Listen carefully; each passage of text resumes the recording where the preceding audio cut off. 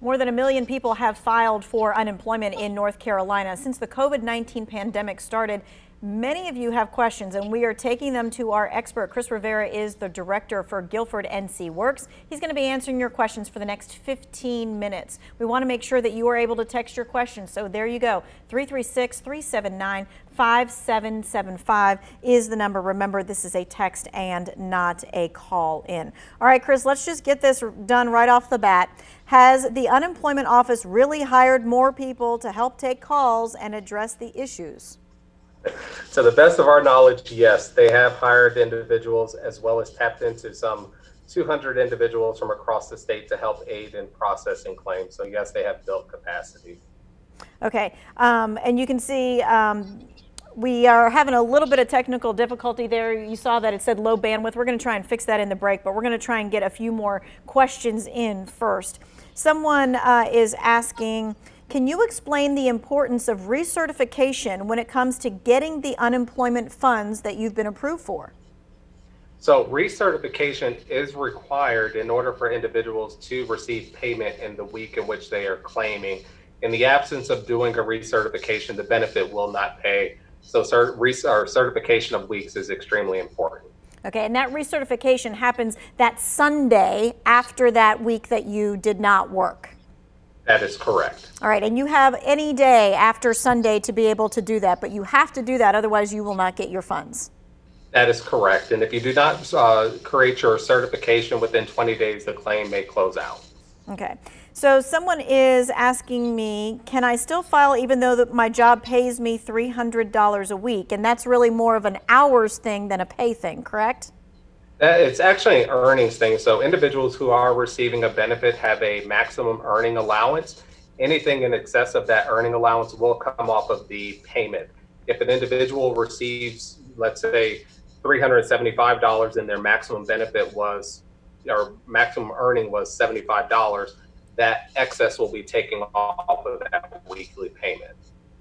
All right, someone is saying, I applied back in March, but still haven't received anything. What can I do to find out what's happening? They can log into their unemployment application and click on the pending resolution as well as the document screen to see if there's information that has not been uploaded or if any correspondence has been made there. If in the absence of that, they would need to contact Raleigh to see what the holdup would be on that. Gotcha. And so, and it's one of those things where the call center's hours have been extended. And if you are on the phone, even at 8 o'clock at night when the call center is still just being shut down at 8, if you're in the queue, your phone call will be answered. So I want to make sure that you folks knew that at home. All right, someone is asking, how many hours a week can I work but still file and receive unemployment? So it's not so much the number of hours that you're working, it's the amount of earnings that you're bringing in. If your maximum earnings plus the earnings that you have made exceeds your benefit amount, you would not receive payment for that week. So the hourly wage can come into play, total number of hours that you're working against that. Gotcha. Now, we just talked about how more than 1 million people have filed for unemployment here in the state of North Carolina. So this text question is quite timely. Is there any possibility that unemployment funding could run out? So I don't think that the funding itself will run out. A person could exhaust their benefits.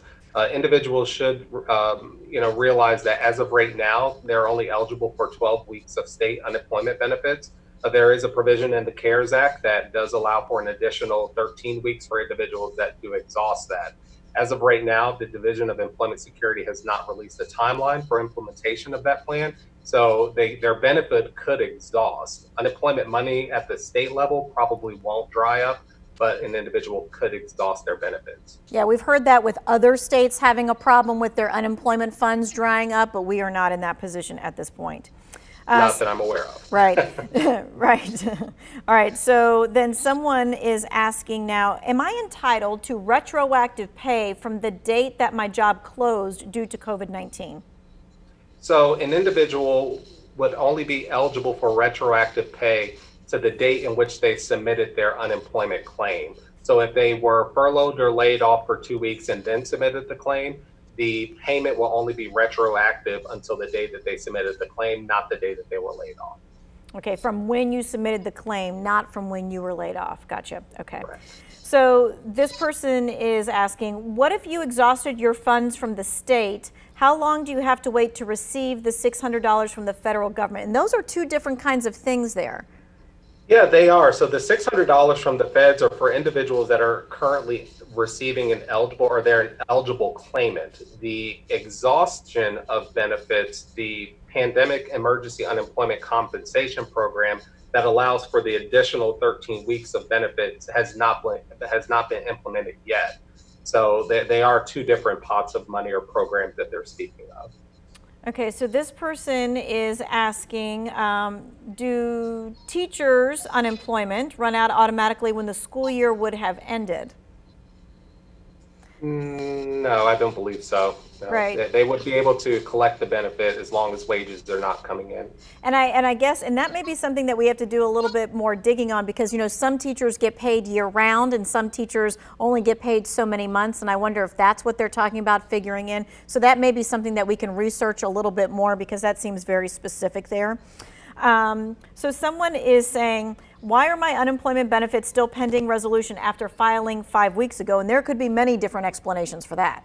There could be, and again, I advise to go into their application and click on the link that says pending resolution, look at the documents to see if anything has been missed. And then in the absence of that, do your best to get through Raleigh to figure out what the holdup may be.